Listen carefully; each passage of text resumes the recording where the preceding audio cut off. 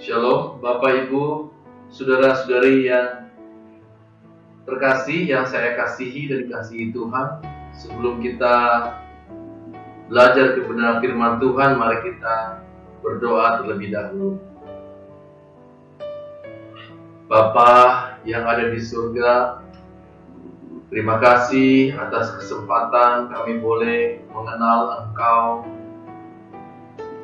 dan juga belajar melakukan kehendak-Mu dalam kehidupan kami hari lepas hari. Terima kasih Bapa. Saat ini kami pun mau belajar. Biarlah kebenaran-Mu mengubahkan hidup kami, sehingga kami sungguh-sungguh berjuang untuk menjadi pribadi yang berkenan di hadapan-Mu.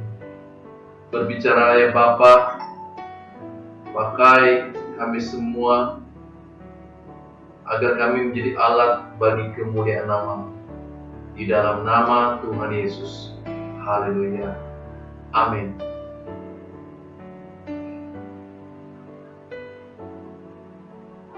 Saudara-saudari yang dikasihi Tuhan,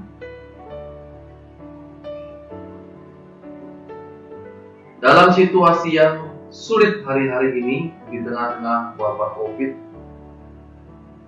banyak orang terpuruk, baik ekonomi dan berimbas pada hubungan dalam rumah tangga, bisa juga terimbas dalam hubungan dengan Tuhan.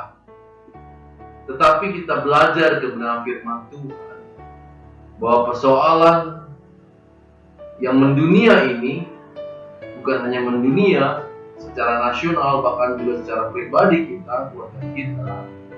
Tuhan izinkan terjadi, pasti Tuhan punya maksud dan tujuan. Mungkin saat ini kita tidak mengerti tujuan dan maksud Tuhan, tapi kita tahu semua itu mendatangkan kebaikan bagi kita yang sungguh-sungguh mengasihi Dia.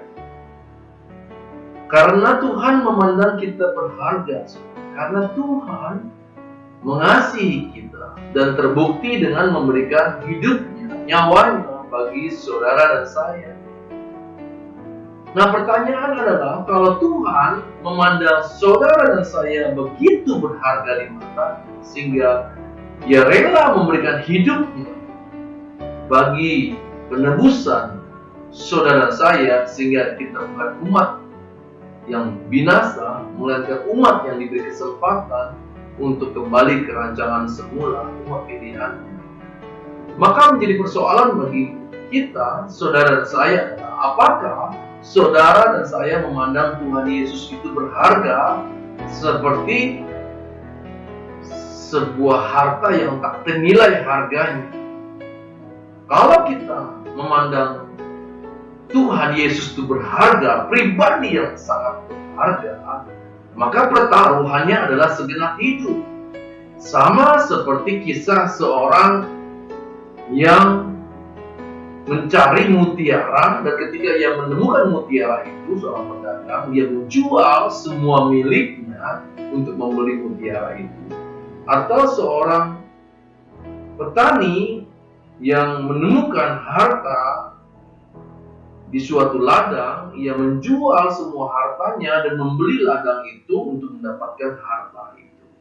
Apakah saudara memandang Tuhan Yesus berharga sehingga kita melepas semuanya, kehilangan segalanya? Kata Rasul Paulus, aku menganggap semuanya sampah.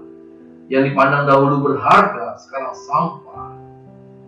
Apakah kita punya spirit yang sama seperti Paulus ketika kita memandang Tuhan Yesus berharga bagi hidup kita? Dia adalah harta yang sejati, satu-satunya harta yang sejati, yang kekal, mulia, tak tergantikan oleh apapun. Maukah kita melepas segalanya? Pertaruhannya adalah segenap hidup, saudara. Oleh karena itulah, ketika pemuda kaya itu ditantang oleh Tuhan Yesus untuk sempurna seperti dirinya, konsekuensinya dia harus melepaskan harta yang ia miliki. Ia tidak sanggup, saudara, dan pergi dengan sedih hati karena hartanya banyak. Apakah saudara juga demikian? Apakah kita rela melepas segalanya, apa yang kita punya, termasuk segala macam karakter pribadi yang sebenarnya harus kita lepaskan agar kita bisa menjadi pribadi seperti yang Bapa ingin. Dalam Lukas pasal 14 ayat 33, di sana dikatakan, demikian pula lah tiap-tiap orang yang di antara kamu yang tidak melepaskan dirinya dari segala miliknya tidak dapat menjadi muridku. Kalau kita memandang Tuhan Yesus berharga, dan Tuhan Yesus ketika ia hidup sebagai manusia, dia belajar taat dalam penderitaannya. Apakah kita juga mau dididik oleh Bapa lewat segala macam peristiwa kehidupan? Sehingga di dalam penderitaan kita percaya seperti Tuhan Yesus taat di dalam penderitaannya.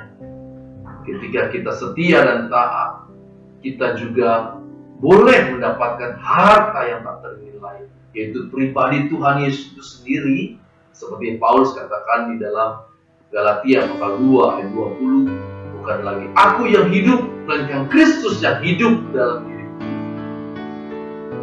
Maukah saudara saya melepas semuanya apa yang kita punya? Tuhan Yesus mengatakan bahwa kalau kita tidak dapat dipercaya untuk mengelola harta orang lain itu yaitu Tuhan. Segala hidup kita, apa yang kita punya, prestasi, hasil kerja keras kita, gelar atau apapun itu namanya, itu harta milik Tuhan. Nah, kalau kita tidak dapat dipercaya untuk mengelola atau dipercaya harta orang lain, bagaimana kita dapat dipercaya pada harta kita, milik kita yang sesungguhnya, yakni di kekekalan. Oleh karena itu, mari kita saudara-saudara refleksi masing-masing hidup kita. Dan jujur di hadapan Tuhan, apakah saya sungguh-sungguh memandang Tuhan Yesus berharga? Atau saya masih memandang apa yang indah di dunia ini lebih berharga dibanding Tuhan Yesus? Maka kata Tuhan Yesus, jikalau engkau tidak membenci bapakmu, ibumu, saudara-saudarimu, engkau tidak layak. Artinya, jikalau kita lebih mengasihi apa yang ada di dunia ini, bahkan kita juga mencintai dunia ini, mencintai diri kita sendiri, maka kita tidak layak masuk dalam kerajaannya, tidak layak memiliki pribadi yang mulia, pribadi Tuhan Yesus. Oleh karena itu, saudara-saudara, sebagai gembala, saya mengajak saudara-saudara semua agar kita sungguh-sungguh berjuang untuk menjadi pribadi yang berkenan. Kita hanya bisa menjadi pribadi yang berkenan kalau kita tahu apa yang kita perjuangkan. Kita tahu apa yang kita perjuangkan kalau kita juga bertumbuh di dalam kecerdasan roh. Kecerdasan roh artinya saya semakin peka, semakin selaras dengan pikiran dan perasaan Allah, semakin mengerti kehendak Allah dan melakukannya secara nyata di dalam hidup kita hari lepas hari, waktu demi waktu. Indikatornya adalah setiap keputusan saya yang akan saya ambil, saya perkarakan terlebih dahulu kepada Tuhan, apakah keputusan yang akan saya ambil sesuai dengan kehendak Tuhan atau tidak. Setiap respon-respon kita atas suatu peristiwa atau masalah, apakah sesuai dengan pikiran dan perasaan Tuhan. Kalau kita memandang Tuhan Yesus berharga, maka kita punya relasi yang intim dengan Tuhan. Kita sediakan saat-saat yang istimewa untuk Tuhan. saat-saat untuk bercakap-cakap, saat untuk memuji menyembah Dia, atau saat juga duduk diam untuk mendengarkan sapaannya, tegurannya, nasihatnya yang ada di dalam hati kita, saudara. Yang dibentuk oleh pembaharuan paradigma berpikir kita, oleh pembelajaran kita atas kebenaran-kebenaran firman Tuhan yang kita pelajari, saudara. Oleh karena itu, mari saudara-saudara, saya mengajak saudara-saudara berjuang bersama saya. Kita tidak berjuang sendiri, saudara. Kita diberi Injil oleh Allah, kita diberi Roh Kudus oleh Allah, dan kita dilatih lewat hari lepas hari di sekolah kehidupan kita, di dalam kehidupan pribadi, rumah tangga, pekerjaan, usaha kita, bahkan di pelayanan kita di gereja. Kalau Tuhan kasih kesempatan kita 2 bulan lebih, bahkan hampir 3 bulan ini untuk di rumah, mari kita pakai kesempatan berharga ini bukan untuk hal-hal yang lain selain untuk menyenangkan hati Tuhan. Mungkin kesempatan ini diberi Tuhan agar kita punya waktu banyak untuk merenungkan apa arti hidup kita di hadapan Tuhan, apa arti hidup kita sebagai orang percaya di mata Bapa. Oleh karena itu, saudaraku, tetap semangat, tetap percaya pada Tuhan. Kalau kita sungguh mengasihi Tuhan dan berjuang, berlatih untuk menjadi pribadi yang berkenan, pribadi yang rindu untuk punya pikiran perasaan yang selaras dengan pikiran perasaan Tuhan, percaya saja, saudara, pasti Allah memelihara hidup saudara dan saya. Saya sudah mengalami, dan saya percaya saudara juga pasti mengalami. Mari kita berdoa. Bapa yang ada di surga, terima kasih atas kebenaran yang kami pelajari hari ini. Ampuni kami jika kami masih lebih memandang berharga apa yang kami lihat, apa yang kami raba, yang ada di bumi ini, yang ada di dunia ini, lebih dibandingkan Tuhan kami Yesus Kristus. Ampuni kami ya Bapa, kami lebih mementingkan kepentingan diri kami sendiri dibanding kepentingan Engkau ya Bapa, kepentingan Tuhan Yesus. Tapi kami mau belajar Tuhan, mau berubah, kami mau bertobat. Beri kami kesempatan Bapa di sisa umur hidup kami untuk berjuang sama seperti Tuhan Yesus. Karena kami tahu pribadi yang berharga, pribadi yang paling mulia, pribadi Tuhan kami Yesus Kristus.